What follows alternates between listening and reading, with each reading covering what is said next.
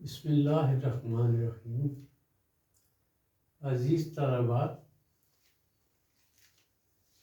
आप अब तक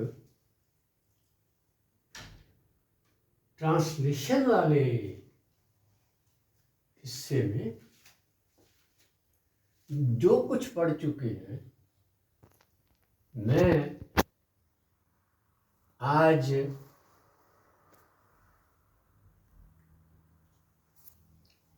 इस लेक्चर में उसको एक दूसरे तरीके से दोहरा रहा, ताकि अब तक जो कुछ पढ़ाया गया है उसमें अगर आप किसी चीज़ को मिस कर गए हैं तो उसे यकजा आप इसे देख लीजिए।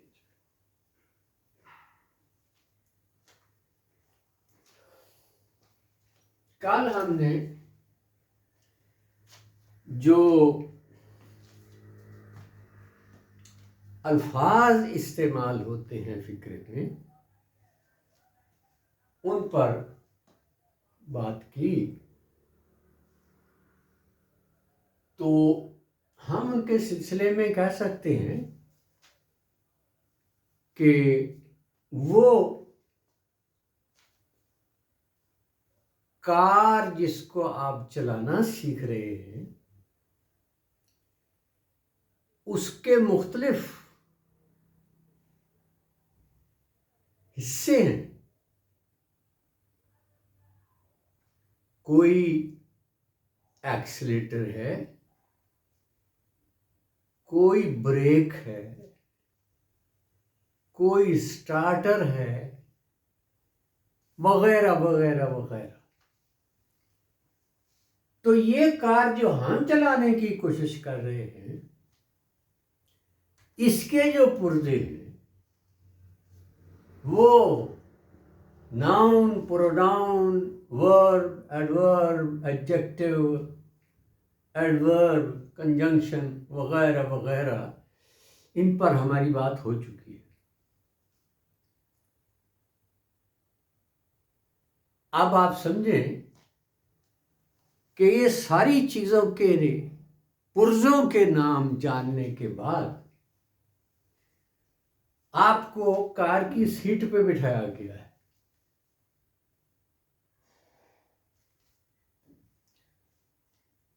फर्ज किया आपका उस्ताद एक साथ बैठा होगा आपको ड्राइविंग सिखाने के लिए। आमतौर पर ऐसा ही होता है कि पहले चंद दिन कोई उस्ताद आपके साथ होता है ताकि कोई हादसा ना हो जाए, आपके मिसअंडरस्टैंडिंग से। वो आपको कहेगा कि भाई, जैसे मैं कह रहा हूं आपसे कि भाई आप क्या करोगे तुम सबसे पहले, तो वो कहेगा जी मैं अपने हाथ और पांव उन जगहों पर रखूंगा जो आपने बताया है कि ये जगह इस काम के लिए है, ये इसके लिए है, ये इसके लिए। पांव मैं यहां रखूंगा, एक ब्रेक पर, दूसरा एक्सीलेटर पर, और वगैरह वगैरह वगैरह। आप आइए कार को स्टार्ट करें। आप अपनी सीट पे बैठ गए, आपका उस्ताद जो है वो आपके भाईजान में बैठ गया और उसने कहा कि लो भाई आप गाड़ी को स्टार्ट करो। आप उसे स्टार्ट करेंगे। जब वो गर्म होके स्टार्ट हो जाएगी तो फिर वो कहेगा कि भाई पहला गियर लगाओ। तो आप जो वो गियर लगाने का तरीका उसने बता दिया है, उसके मुताबिक गियर, पहला गियर लगा देंगे। अब क्या करेंगे, वो कहेगा कि अब जो है एक्सीलेटर पे आहिस्ता आहिस्ता दबाव दो। गाड़ी आहिस्ता आहिस्ता आहिस्ता चलती जाएगी। ये काम वो आमतौर पर 1 हफ्ता करवाया करता है, और फिर जब वो देख लेता है कि उसके शागिर्द को फर्स्ट गियर तक गाड़ी चलाने की कुछ महारत हो गई है, तो फिर वो कहता है कि अच्छा भाई आज जो है ना दूसरा गियर लगाओ और पहले से जरा तेज करो। पांव एक्सीलेटर पर ही होगा, लेकिन पहले से थोड़ा सा तेज कर दो उसे, ताकि वो पहले गियर से दूसरे गियर में जाती हुई महसूस हो जाए। आपने देखा है ये मिसाल में क्यों दी है, क्योंकि अब हम एक अमली काम को करने वाले हैं। उसके कल पुर्जों से वाकफ होने के बाद हमने जो अब तक पढ़ा है, ऐसा हमारी गाड़ी जो है वो कल पुर्जों को हमने जान लिया है, और इब्तदाई तौर पर हम पहले गियर पे पांव रख चुके हैं। इसको हम कहेंगे कि पुर्जे हो गए, अब प्रैक्टिस होगी। ठीक है, और ये भी मैं कह चुका हूं कि प्रैक्टिस के बगैर आप बेशक पूरी ग्रामर जुबानी याद कर लें, बल्कि डिक्शनरी भी सारी याद कर लें, आप कोई फिक्र न भूल सकेंगे, न बना सकेंगे, न उसके गलत या सही होने के बारे में कोई फैसला दे सकेंगे। तो वो किस काम का भाई, पुर्जों का इल्म। ये तो टेस्ट होगा जब आप गाड़ी चलाएंगे कि आप गाड़ी चला सकते हैं, चला सकते हैं। इब्तदा में उस्ताद की मदद से, जो आपको किसी हादसे बचाने के लिए, किसी हादसे से बचाने के लिए आपके साथ बैठा है, कि अगर कहीं आप जो है भूल के ब्रेक की बजाय एक्सीलेटर को दबा दें तो गाड़ी तो एकदम निकलेगी, और ऐन मुमकिन है कि वो चौक हो और आपके दाईं या बाईं से भी कोई गाड़ी आ रही हो तो इधर वाली भी आपके साथ लग सकती है, इधर वाली भी लग सकते हैं। इस वजह उस्ताद आपके साथ बैठा हुआ है, वो फौरन हैंड ब्रेक लगा देगा और गाड़ी खड़ी हो जाएगी और हादसे से बच जाए। यही सूरत इधर है। जब कोई गलती आप करेंगे तो उस्ताद आपको बताएगा कि भाई ये ऐसे नहीं है, ऐसे है। चलिए आए, अपनी गाड़ी पे बैठे। मैं आपको गाड़ी पे बिठाने से पहले पुर्जे जो हैं वो समझा चुका हूं,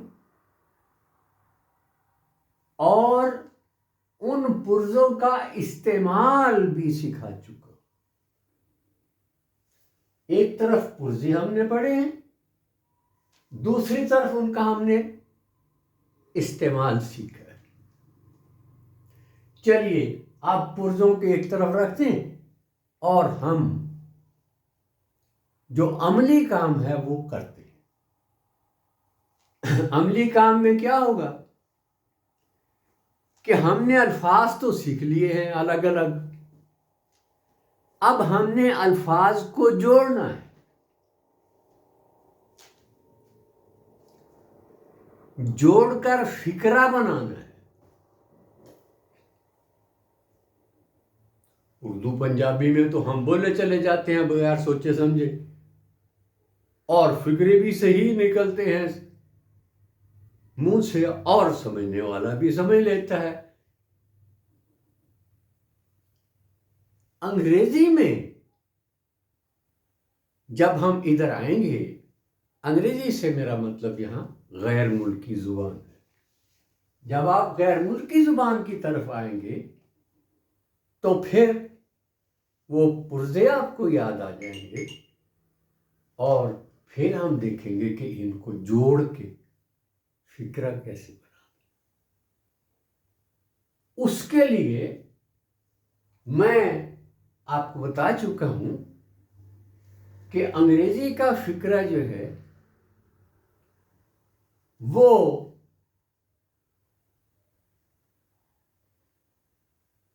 3 तरह का होता है।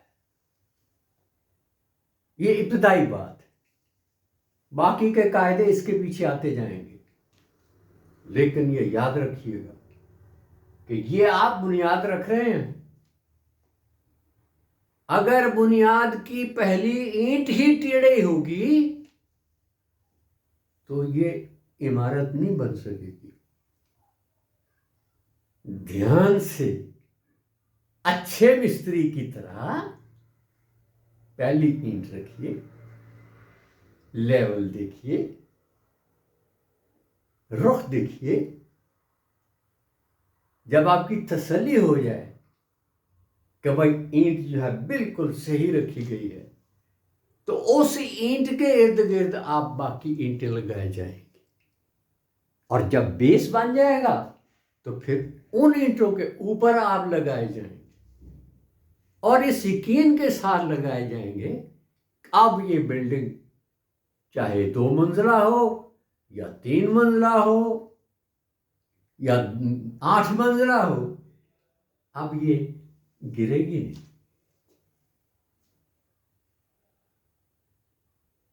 दरमियान में वो मिस्त्री जो है हर 5-4 फुट के बाद जो है वो अपने एक कल के साथ, एक टूल के साथ ये चेक करता जाएगा कि दीवार कहीं टेढ़ी तो नहीं हो गई, कहीं इधर उधर तो नहीं हो गई। इसी तरह जब आप फिक्रा बना रहे होते हैं तो आप एक नज़र उस पर इस लिहाज से देख लेते हैं कि यार नहीं गलती तो नहीं हो गई। और ये बात जो है इम्तहानी नज़र से और भी अहम है, क्योंकि जो आप खुद गलती सही कर लेंगे, बेशक वहाँ क्रॉस लगा के जो है ऊपर से लिखते कुछ फर्क नहीं पड़ता, लेकिन अगर समझ गए हैं आपके ये गलती है तो उसे सही कर दें। अगर आप खुद सही कर देंगे तो इसका मतलब ये है कि एग्जामिनर जो है वो आपको पनिश नहीं करेगा, बल्कि अप्रिशिएट करते हुए आपको ज्यादा नंबर दे देगा, क्योंकि आपने बता दिया है आपसे कि आप गलती से बचना जानते हैं। बाज़ औक़ात तो एग्जामिनर ये करता है कि अगर आपने किसी पेपर में 5 या 6 सवालों का जवाब देना है तो वो सारे नहीं पढ़ेगा। ये आम एग्जामिनर की बात कर रहा। वो लोग जो पूरी दयानतदारी से पर्चा देख रहे होते हैं उन सारा पर्चा पढ़ना चाहिए। पहले एक सवाल पूरा पढ़ लें, दूसरा पढ़ लें, तीसरा पढ़ लें। लेकिन ऐसे भी हैं जो एक पहला पेज पढ़ लिया, एक 5वां पढ़ लिया, एक 10वां पढ़ लिया, और तीनों को पढ़ के तो वो अंदाजा कर लेता है कि ये स्टूडेंट जो है ये कितने बानी में है, ये कैसे अंग्रेजी लिखता है। ये कितनी गलतियां करता है, तो वो जमा तफरीक करके अपने जहन में तो उस सवाल के नंबर लगा देता है। ज्यादा गलतियां हैं तो 1 2 3 तक रहेगा, इससे ज्यादा है, इससे कम है तो 4 5 6 तक भी जाएगा, और अगर उससे भी कम है तो फिर तो समझ लीजिए कि आपने मुम्तहिन को मजबूर कर दिया है कि वो नंबरों वाली मुट्ठी खोल दे और 60 से आगे का सोचे। 65 70 80 85 90। आजकल जो तरीका है, गवर्नमेंट की हिदायत है कि देखें, आप ये ना समझें कि इस सवाल के 10 नंबर हैं तो 10 तो दिए नहीं जा सकते, या 8 दे दो या 9 दे दो या 7 दे दो। अब ये कायदा बदल गया है। हुक्म ये है एग्जामिनरों को कि देखें, अगर स्टूडेंट जो है वो सारे सवाल का जवाब दे देता है तो महज उसके नंबर काटने के लिए जो है उसको पनिश ना करें, उसका कोई कसूर नहीं है, दें उसे पूरे। चले अगर कोई छोटी मोटी गलती कर गया है तो 10 के बजाय 9 दे दें। ये यूं कहें कि आजकल माजी की निस्बत मार्किंग का अमल जो है उसमें हाथ नरम रखा जाता है ताकि नतीजा कुछ बेहतर नजर आए। चाहे ये स्कूल है, चाहे कॉलेज है, चाहे यूनिवर्सिटी है, तो उनकी कोशिश होती है कि जो नतीजा है ना वो तकरीबन 40-50 के दरमियान रहे। हमारे दौर में तो इस बात की परवाह नहीं की जाती थी, फेल होते हैं बेशक हो जाए, सारे हो जाए, हमें फिक्र करने की कोई जरूरत। लेकिन रियायत उस वक्त भी होती थी। 100 नंबर का पर्चा है, 35 पे जो है वो पास हो सकता है स्टूडेंट, लेकिन वो सिर्फ 28 या 29 या 30 31 ले सका है। तो उस वक्त ये ख्याल कर लिया जाता था कि चलो इसको पास होने के करीब आ गया है तो इसे 2-3 नंबर दे के पास कर दिया जाए। मैं एग्जामिनर के नुक्ता नज़र से आपको बता रहा हूं कि वो किस तरह पर्चा देखते। आप जान गए, कम से कम गलतियां कीजिए। और एक जनरल बात मैं ये कही थी कि जब आप ये फैसला करने लगे ना कि किस फिक्रे का तर्जुमा क्या होगा, तो पहले आप ये ज़हनी तौर पर फैसला कर लें कि ये सिंपल है, एक्टिव है, पैसिव है। ये सिंपल, एक्टिव, पैसिव में से किसी एक में रखना है आपने। और मैं निशानियां बता चुका हूं। सिंपल कैसा होता है? 2 तरह का होता है, एक बी की शक्लों से बनता है और होने के मानी देता है, दूसरे हैव की शक्ल से बनता है, हैव, हैड, हैड, और ये दूसरी किस्म होगी। मैं आपको ये भी बता चुका हूं कि सिंपल फिक्रे में कोई प्रिंसिपल वर्ब नहीं होता।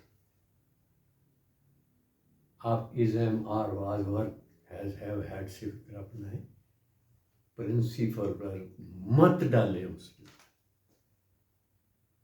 अगर सिंपल का फैसला कर चुके हैं तो सबसे ज़्यादा याद रखने वाली बात यही है कि आप किसी प्रिंसिपल वर्ब को, एक्शन वर्ब को, जिसकी 3 फॉर्म में होती हैं, गो, वेंट, गॉन, उस नस्ल का कोई फिक्रा, कोई लफ्ज इसमें नहीं आना पाए।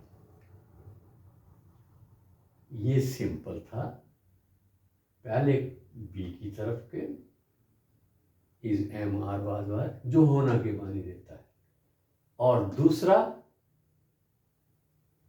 रखना के मानी देता है, पास होना के। मेरे पास एक अच्छी किताब है, I have a good book.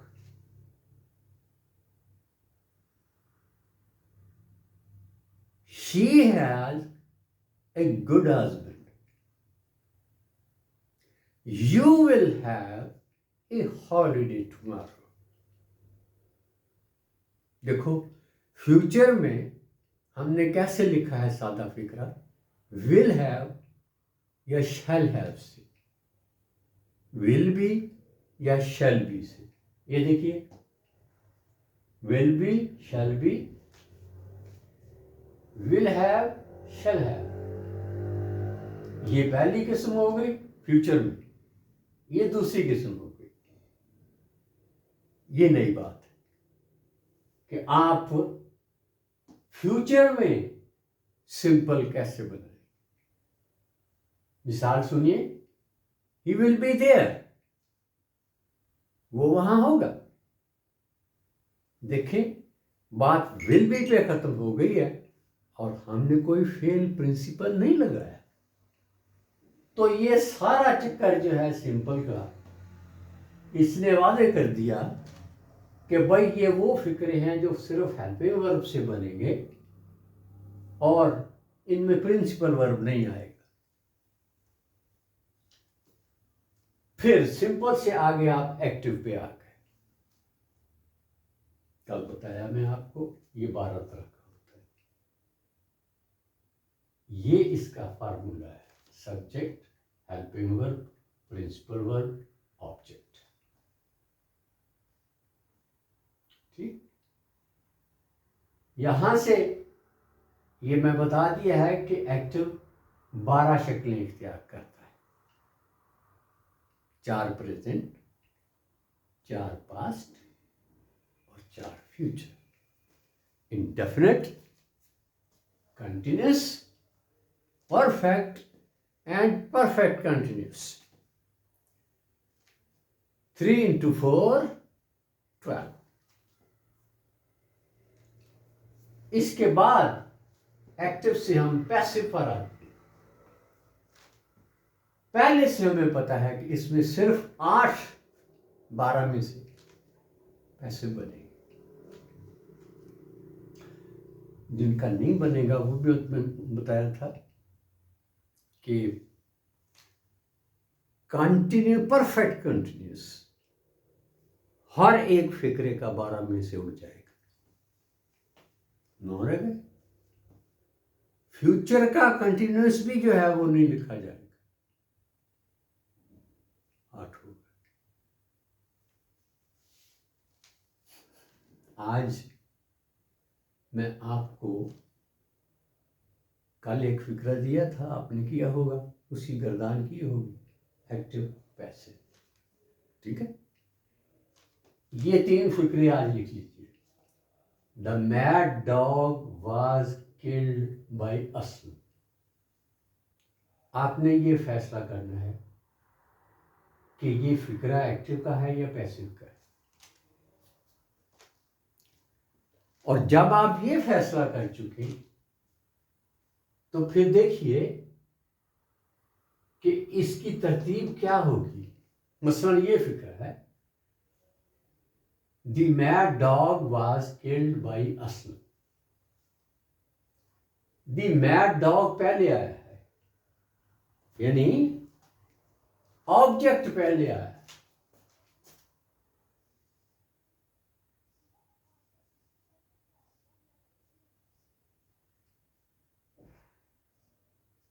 Object पहले आया, द मैड डॉग। ये पहली निशानी है पैसिव की कि सब्जेक्ट की बजाय ऑब्जेक्ट आए। ये फैसला हो गया कि फिक्रा पैसिव है, तो अब आप एक्टिव को तो झटक देना वो 12 जो है। अब उनके सामने जो 8 आपने बनाए हैं, ये देखिए उनमें से किस में जा रहा है। The mad dog was killed। ये क्या है? उन 8 में से आप देखेंगे तो ये पास्ट इंडेफिनिट का फिक्र है। Past indefinite, okay. और उसके हिसाब से आप पूरा करने से the mad dog was killed by असल, ये सब्जेक्ट इधर आ गया। दूसरा फिक्रा लिखिए, he will sell his old books. वो अपनी पुरानी किताबें बेच देगा। ये क्या है? Active passive? मैं सवाल कर रहा हूं, आपने फैसला करना है। कलम को कॉपी पे रखने से पहले आप ये फैसला करेंगे। इसको देखिए, he will sell his old books. Subject से फिक्रा शुरू हो रहा है, ऑब्जेक्ट पे खत्म हो रहा है। एक बात, ये एक्टिव है। सब्जेक्ट अपनी जगह है लेफ्ट, और राइट पे ऑब्जेक्ट।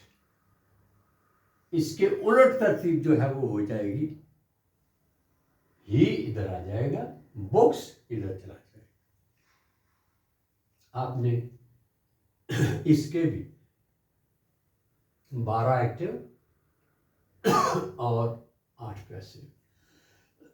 12 एक्टिव और 8 पैसिव। तीसरा फिक्रा है, हैड शी। अब हम मश्क में से गुजर रहे हैं। अब हम एक्सीलेटर पे पांव रख चुके हैं, मगर बड़ी एहतियात से चल रहे हैं कि इब्तदाई फैसले जो हैं उन पर नजर रखते हुए, had she invited her friend. क्या उस लड़की ने अपने दोस्त को दावत दी थी? फिक्रा सवाल बन गया। चल, वो आप सीख चुके हैं सवाल कैसे बनाना है। कैसे बनाना है ये देखिए, नेगेटिव और इंटेरोगेटिव आप कैसे बनाएंगे। एक तो है डज, डू, डिड का इस्तेमाल। ये उस वक्त होता है जब अपना हेल्पिंग कोई। फिर आगे चलते हैं, अगर फिक्रे में हेल्पिंग वर्ब हो तो उसके पहले हेल्पिंग वर्ब के बाद नोट लगाइए, और अगर उसको सवालिया बनाना है तो उसी पहले वर्ब को उठाकर सब्जेक्ट से पहले ले आइए, सवाल बन गया।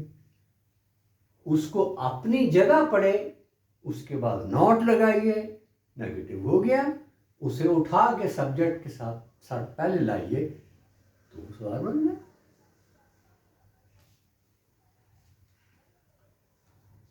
तो ये फ्यूचर में, अभी तक मैं बताया नहीं था ना कि फ्यूचर में सिंपल कैसे होता है। ऐसे होता है, will be, shall be, will have, shall have, he will be there, he will be there, कोई प्रिंसिपल वर्ब नहीं है।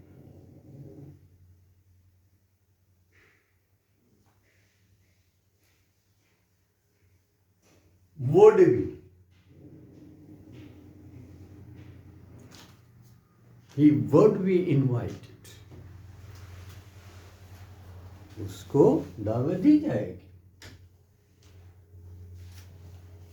दूसरी साइड देखिए, will have, shall have, you will have a holiday tomorrow।